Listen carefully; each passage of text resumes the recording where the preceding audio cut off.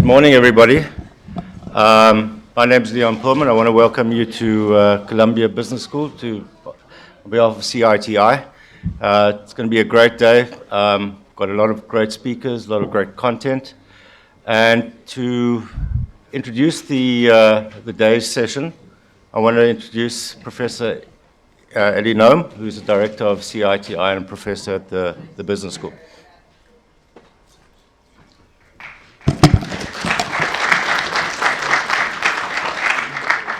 Thank you, Leon.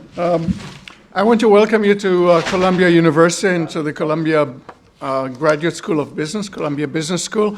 We are celebrating this year our 100th anniversary, but it seems only 50 years. Time flies when you're having fun. So you have presumably, when you came into campus, you've seen the stands going up because there are only two seasons at Columbia. There's winter and there's graduation. And today it seems that the two are overlapping, unfortunately. So here on May 1st, the International Day of Worker Solidarity, we're meeting to talk about international money. And CITI, or Citi, is not affiliated with the bank that is confusingly named in a similar fashion. The difference between us is that we have always passed the stress test. We've been around for about 25 years or so, 28 years. We have created conferences and books, about 70 or so books. Conferences, we had one last week on the new wave of ICT regulations, return from the ashes of regulation. We have one coming up on employment issues and the internet. We have something on who owns the world's media and something on cloud TV. So there's a lot of activities. And those of you who are interested beyond the theme today, I hope that you will be visiting our webpage or putting yourself on the mailing list so you can hear about it. So for today, I would like to thank several people, Leon in particular, who is the heart and soul of this. He has become a world authority on the financial transactions, mobile financial transactions, and we welcome his involvement in activities that brought you together.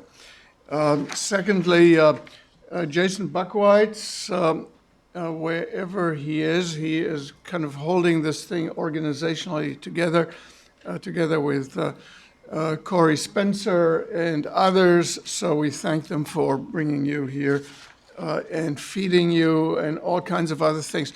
I should probably give you already an advance warning, which is because of the various activities involved with the upcoming graduation and commencement, we have a room for lunch, but we don't have enough tables for lunch.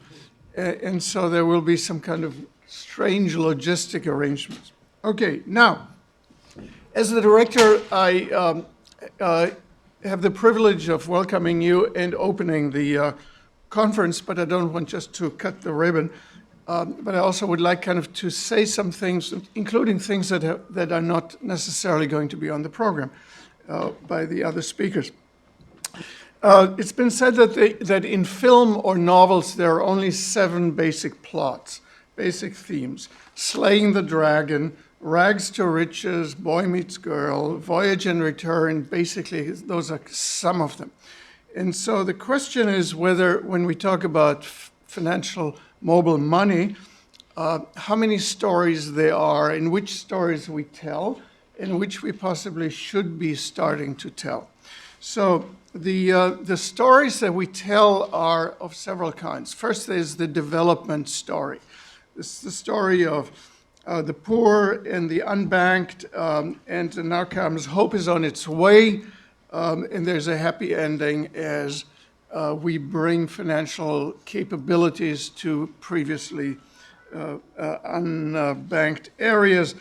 So the elements here that we discuss are the ITU's Focus Group on Digital Financial Services, the World Bank project PEFI, and many other things from Kenya to Tanzania and around the world.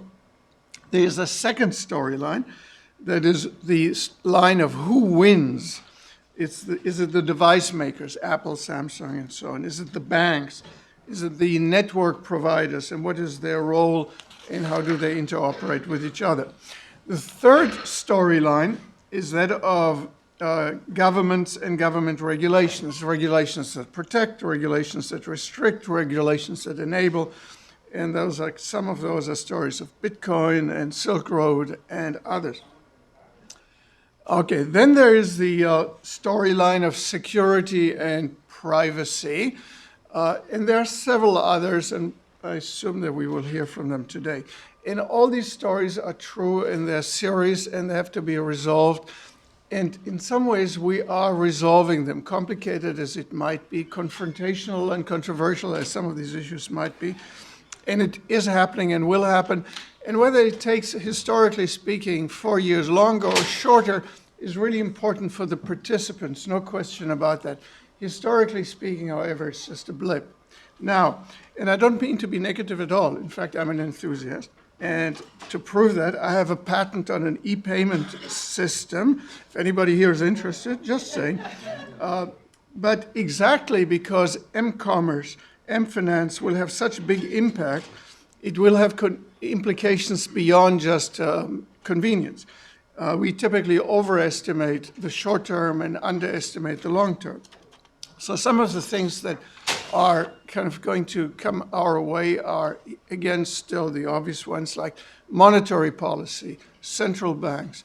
How are we going to do this with these kind of new monies, new velocity, new money supply? On the negative side, on the positive side, we can think of customized monetary policy where targeted to particular institutions, targeted to particular individuals, to particular transactions, because now we can fine-tune these kind of very one-size-fits-all monetary policies as basically kind of change, the interest rate, lower the interest rates and so on, that we can do much more than that, and we have really start to think about how we can do that. Second theme, second plot line is the new money. Money used to be, well, cowrie shells and all kinds of beads and stuff like that. And then there was technical progress, and there was silver and copper and gold and paper banknotes, et cetera, and credit cards and so on. But this is not the end of history. It's not the end of the story. We will see enormous technical progress on the product that is relatively dumb. Money, a relatively dumb commodity, monies that can discount, that can earn interest, monies that have built-in loyalty programs, that have frequent shopper miles. There are all kinds of new things that can go into that dumb commodity that we used to call money. A third plot line are the international financial flows.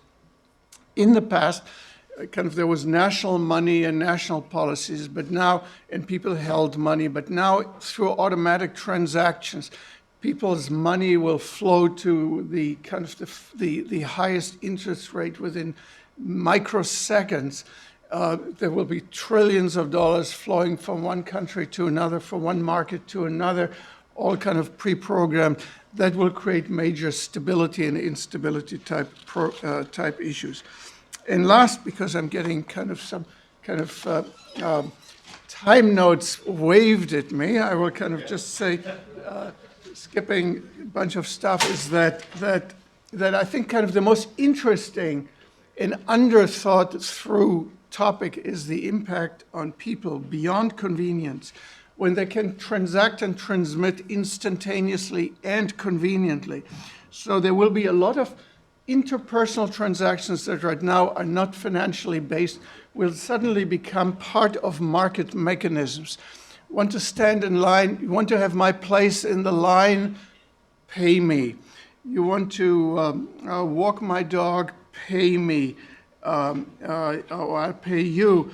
You want superior service, we charge extra. You want to vote, come and vote and we will pay you. You don't have to vote. We're not paying you for voting for a particular candidate, although maybe yes, but rather just for the showing up part. And we can we can think more and more about this. I think in some ways only our imagination is the limit here in what these kind of convenient transactions will mean in the long term. For law enforcement and societal enforcement, there are also new tools. The notion right now is that if you speed, somebody will have to stop you, issue a citation, etc. But in the future, this could be all automatic. You drive fast past a certain bridge, and $25 will be deducted from your account. It's all automatic. You walk your dog without a leash, and there will be $25 fine imposed on you without any particular transaction. So you can see where this can take us. So these are some themes that I think require some thought, and some of them are, frankly, not terribly practical at this point. They're more academic, but there's nothing wrong with it, because we have to think ahead. The future is arriving much faster than it used to be. Moore's law applies also to the future, and so it gives us opportunities to think, opportunities and obligations. And what better place to do so than to do so here, right here at the university, Columbia University, and at the Columbia Business School. And so I thank you very much for coming. I thank you for helping, and I thank you for speaking. Thank you.